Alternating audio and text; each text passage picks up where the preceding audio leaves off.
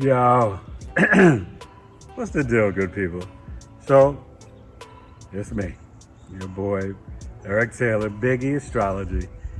I haven't done one of these videos in a while. I am continuing, and yes, I will finish my Neptune through the sign series. Okay? This is Neptune in Leo, the sun. Hey, son. Right? Neptune in the sign of Leo the lion, the fixed fire sign. Well, it kind of gets, dulled down in the deep waters of Neptune. So I'm going to break down Neptune, the Leo, give you some famous people, although, I think you're famous. But what's fascinating, you can get two schools of thoughts on this. I'm not going to really get into my personal opinion, but some people will tell you that Neptune is exalted in Leo. And some will say that it could be in its detriment in Leo. So, it just depends on your astrology and stuff like that. I don't know if there's an official determination, but, it doesn't make sense that the fiery planet, it is creativity, and so is Neptune. But in the deep oceans of the water, the sun, right? And I mean, it's a luminary, but fiery planet in the sense of astrology. It's a contradiction there. So anyway, but I just want to mention that in case you're wondering, because you'll see some astrologers say that it's exalted there, and some say it's in its detriment. I'm just going to say it's Neptune in Leo time. So what is Neptune? Oh my God, this is the nebulous planet, right? Discovered and found in the 1800s. Neptune is associated with a lot of things, right? Poseidon and I think in ancient Kemet, Nubru. But basically, Neptune is the oceans, the deep oceans, okay? It's spirituality, creativity, imagination, right? It's a fog, the unseen world, the 5D, the subconscious and unconscious mind. Right? Neptune is illusion and dreams and fantasies, film and photography. So Neptune is associated, right, with the television and the whole Hollywood film industry. Okay? Neptune is also, we're dealing with deception, delusion, where you'll lie to yourself, right? Neptune's also very connected to the ethers, and deep in the oceans, Neptune is, I believe, associated with nitrogen gas, okay? And you can get into, obviously, the spirituality and creativity, imagination, but sort of that higher octave of love. That's why, right, Venus is exalted in Pisces, because Neptune is that love for the collective, for all living things, right? And you can associate the Neptune with sort of escapism and drugs and addiction and chemicals, right? The alcohol abuse, the deep psychology of the mind, okay? Not like the Pluto, but in the Neptune, and just really getting into understanding the subconscious and unconscious mind, right? And sex, okay? It's associated with the feed and the third eye, the pineal gland, okay? So what is Leo? The fixed fire sign associated with the fifth house, right? Ruled by the sun. Leo is our heart, the heart chakra, our creativity, our children, entertainment, right? The authority. It can be kind of braggadocious and arrogant, stubborn, but it's extremely generous and loving, and it's just living life passionate with your heart, right? All the entertainment. That's where Neptune and Leo meet, right? Entertainment and poetry and writing and dance, self-expression.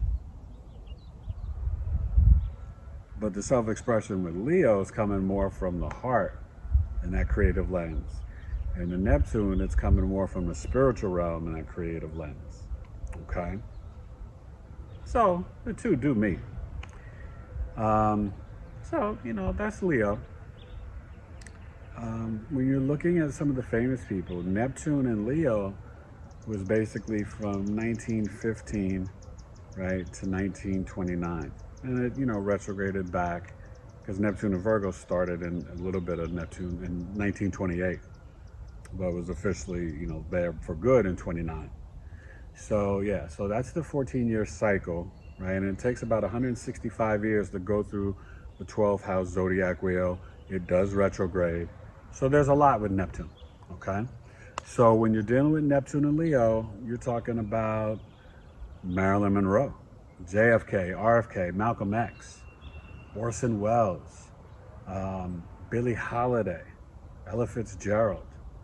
A lot of people in that time, right? This is like silent films, and then, you know, bringing in the movement of entertainment and Hollywood and creativity and being in that fantasy world, and that a fantasy of love, this agape Christ-like love.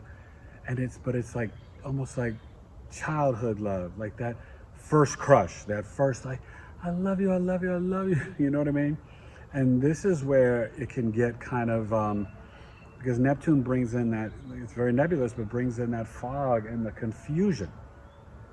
Okay, think of Marilyn Monroe, right, with the first husband, and then Joe DiMaggio, and then Arthur Miller, but being with JFK and RFK, right? There's that bigger than life, these huge dreams and desires. When you have Neptune and Leo, this generation, you know, there was this feeling that you can be forever, live forever, be frozen in time in pictures, right? That your creativity and self-expression, that it was magical and it was dreamlike. And a lot of these people had dreams that were bigger than life, right? Think of JFK and that, you know, that famous speech for the New Frontier, you know, where he was talking about humanity and space and peace and equal rights and civil rights. You know, it's these people were the spiritual creative authorities, right? I mean, Jackie Kennedy and JFK, right? It was Camelot, right? It was like the famous, beautiful, attractive president and first lady. That's literally Neptune and Leo, because Leo represents the authority, the government, the power, and the entertainers. Well, nobody represented that better than JFK and Jackie Kennedy.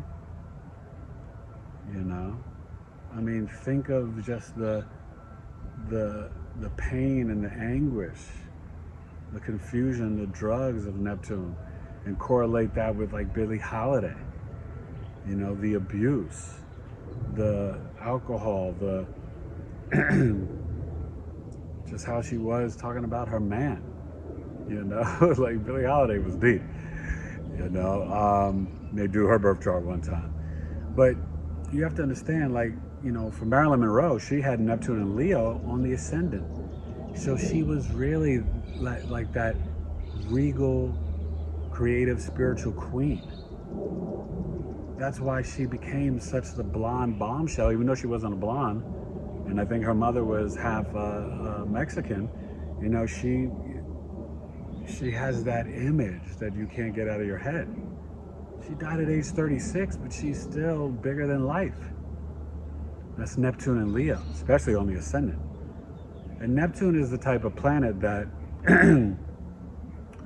where it is on the birth chart, it's speaking of the evolution of your spirituality in this lifetime. So when you have Neptune in the first house on the ascendant, you know, you don't see yourself so clearly, your identity. You're like in a fog and being idealistic and unrealistic, you know, to yourself, and others try to put things on you. Oh, Marilyn Monroe's this, or you're that or that. You know, Neptune in the third house, you're you're not an analytical and logical linear thinker, right? You learn and communicate and think in the fantasies and the dreams, daydreams, in the spiritual realm, right? In the fifth house, like almost like Neptune Leo, it's going to be like creating everything and getting drunk with dating and romance. This is a very romantic energy.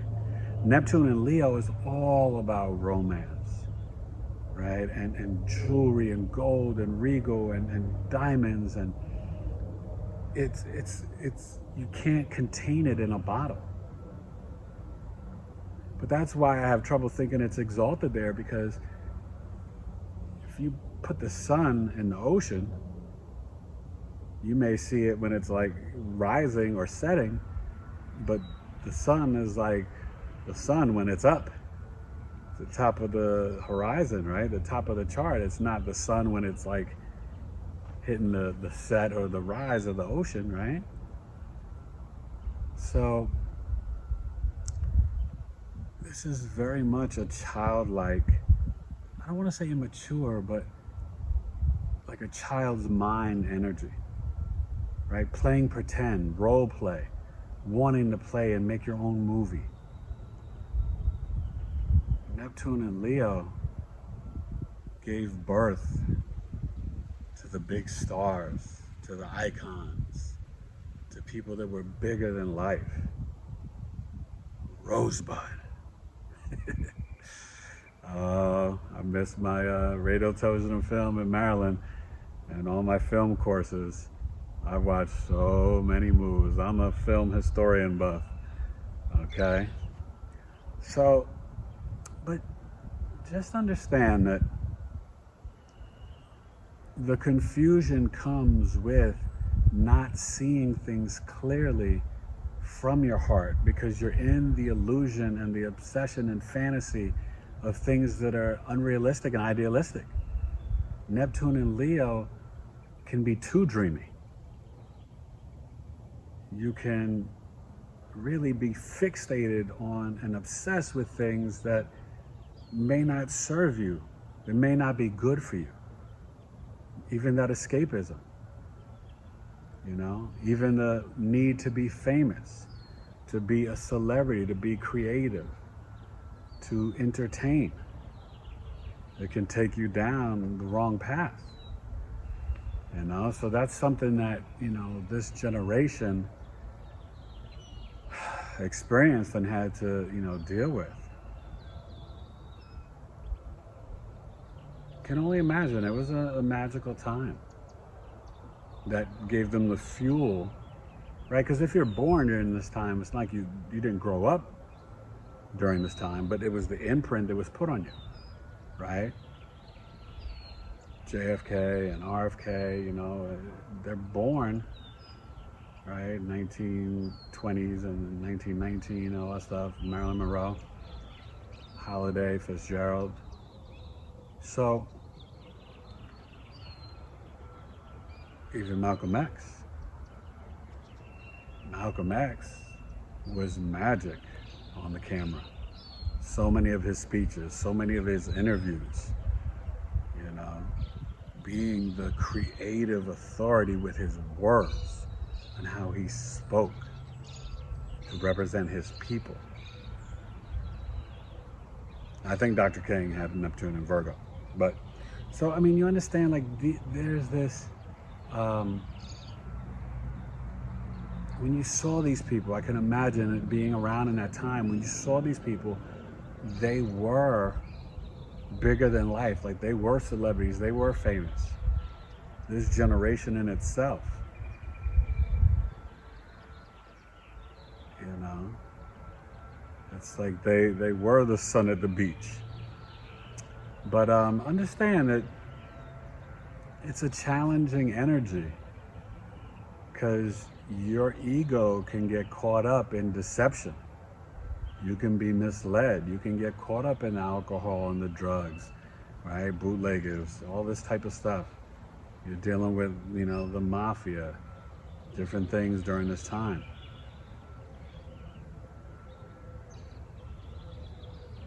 There was a lot of secrets mysteries, things that were unseen. Neptune and Leo, they're magical people, but I think with this energy, part of the magic is trying to harness this spirituality and this energy, because it can almost be too much. And I think Neptune and Leo, this world almost wasn't really ready for this generation. Does that make sense? You know, it's a fascinating energy, but I think it really pushed things and changed things forever in terms of the perception through the creative lens of how we see and define and label celebrity, fame, icon. This was the generation that kind of had that fire burning on film that you could see. I mean, think about it, you know, with Kennedy. Like, it was too much. It wasn't even right. It was unfair. It was not normal. I can only imagine, you know, his presidency, and I know how people felt when they were on the news talking about it. My mother told me when she was in school, you know, she was teaching at the time, and to hear that the president of the country was shot and killed, it was Neptunian. I'll put a spell on you. You know, so, you know, Neptune and Leo, just understand that this generation was a game changer. We owe them a lot. But I think this was also the beginning of the end of what we know today as being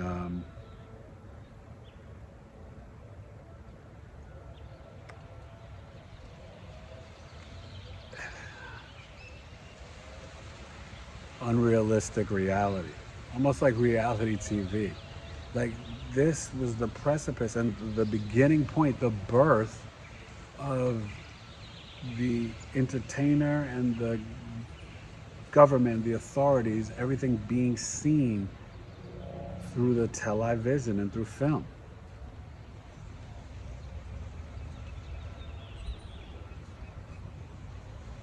Camelot fell. Malcolm and Marilyn were gone. Billie Holiday was gone. It's almost like their magic was too big for this earthly plane. Does that make sense? Yeah, I mean, if you really think about it, you know. But this is like, you know, your third eye to your heart chakra, you know. I don't know, I humbly thank Neptune and Leo in this generation, because there's definitely an energy and a vibration and an influence that there was generosity and purity from these people.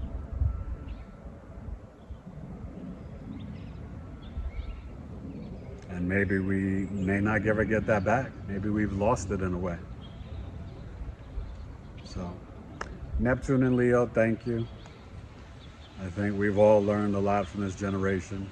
We can all do more research to comprehend and understand this generation. And I will finish this Neptune series. But I told you I needed to get the downloads. And obviously this one was going backwards. But Neptune,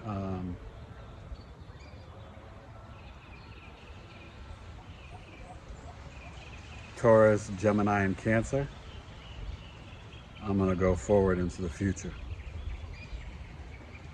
Because that's what your boy does. All right, Neptune and Leo. So, thank you. I can only imagine what you're going to be like in the future, but that's too far ahead. I mean, not really, right? I'm going to be doing Pluto and in freaking Gemini in the future. So, but I figured I'd go back one more, Neptune and Leo.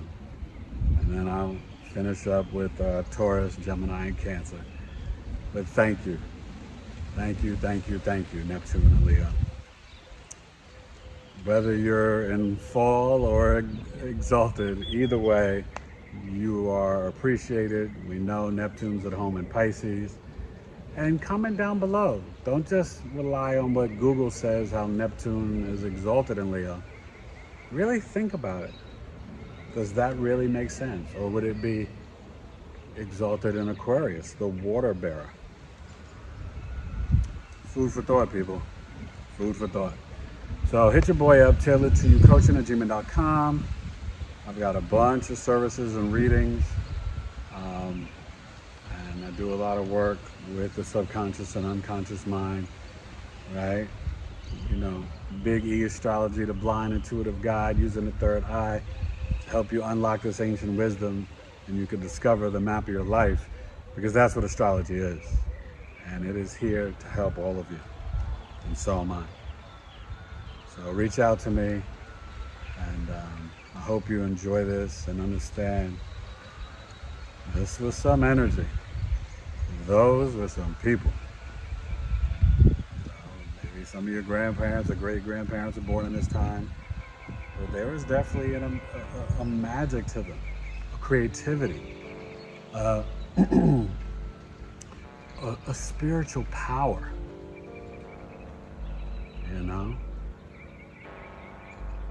Really, definitely. So I salute you, Neptune and Leo, and nothing but love. I'm Eric Taylor, BigEAstrology. All right. Bye, Neptune and Leo. Action, camera, on. Shine bright. Oh, and they were the regal king and regal queen, okay? Don't ever doubt the magic and the purity and the passion, the unseen spiritual confidence of these people. It's probably something you could never really measure.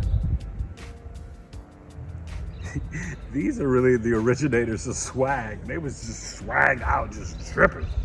All right? Later, Neptune and Leo. Peace.